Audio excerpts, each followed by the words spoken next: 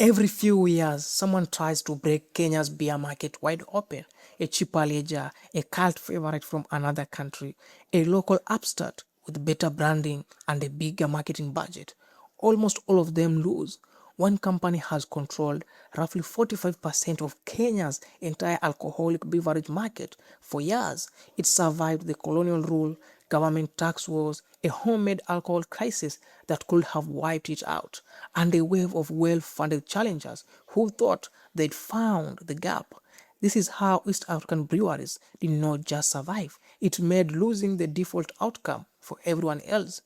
EABL did not start as a giant. It started in 1922 as Kenya Breweries Limited, a single brewery producing Tusker, still its flagship beer today, over 100 years later.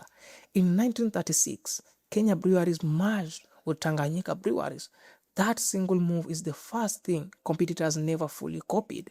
EABL wasn't building a Kenyan company, it was building a regional one with production and distribution muscle across Kenya, Uganda, and Tanzania before most rivals had a plan past their home city.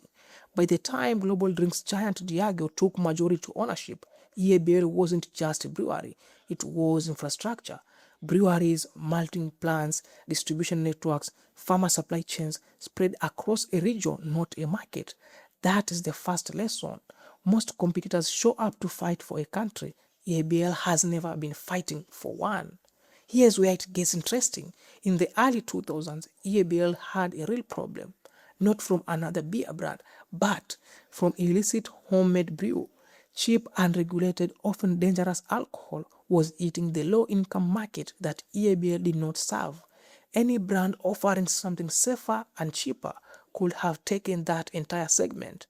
EABL's answer was Senator Keg, launched in November 2004, brewed from sorghum instead of barley, and priced low enough to directly compete with illegal brews, not with other commercial beers.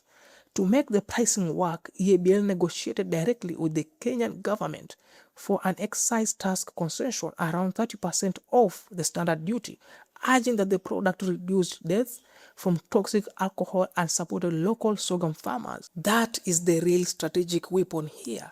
EABL turned tax policy into a competitive moat. A recipe can be copied by a rival. A rival can also copy packaging, but a rival cannot easily replicate a government relationship built over decades. Backed by a public health argument, regulators actually want to say too. Senator Keg did not just defend the market share, it became one of the most popular beers in Kenya in its own right, while locking in tens of thousands of sorghum farmers and thousands of retailers as economic stakeholders in EABL's success. When your suppliers and retailers profit from you staying dominant, they are not neutral bystanders.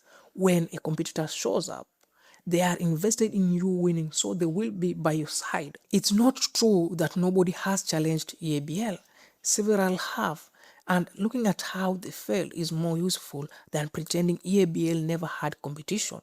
Keroche Breweries is the clearest case. Kenya's most successful independent brewer, Keroche built its own beer, Summit Ledger, and genuinely broke EABL's near monopoly. That's real, documented crack in the wall. And it's worth saying plainly, Keroche did what most challengers couldn't. But broke the monopoly and took the market are different things. Keroche opened the door. It did not walk through it at EABL's scale. It never matched EABL's distribution reach across 3 countries, its production capacity, or its ability to defend margin on a mass market price point the way Senator Keg did. A regional brewery competing against a company with 5 production sites and a farmer network in the tens of thousands is competing against infrastructure, not just a product. Regional and imported brands run into a different wall. Distribution. Kenya's retail alcohol market, bars, dockers, and other stores, runs on relationships and credit terms EABL built over generations. A better beer sitting in a warehouse because it can't get shelf space isn't a competitive threat, it's a missed opportunity.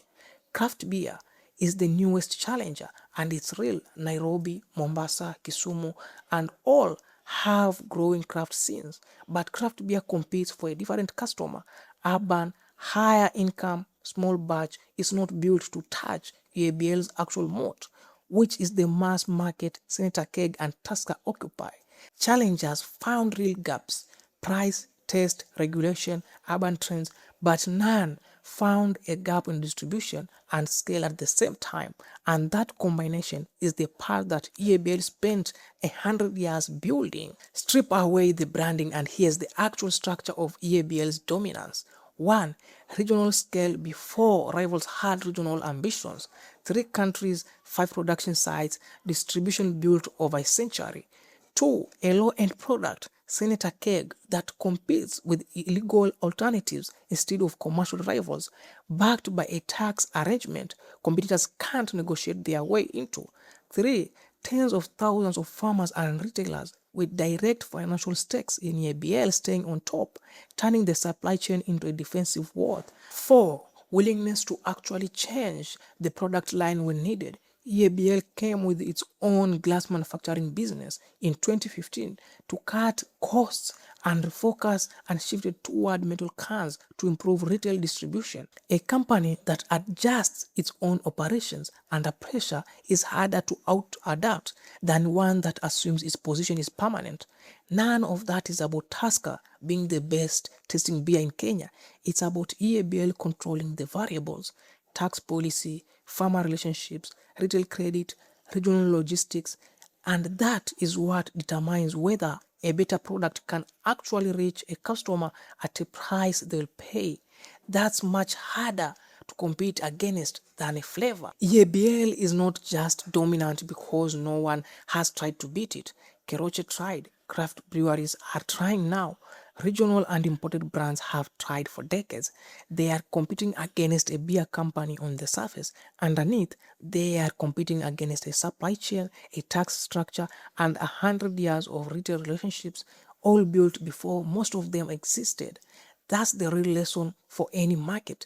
The company that wins long term is usually not the one with the best product. It's the one that made itself impossible to root around. That was the story of how EABL built an unbeatable beer monopoly in East Africa. Subscribe for more.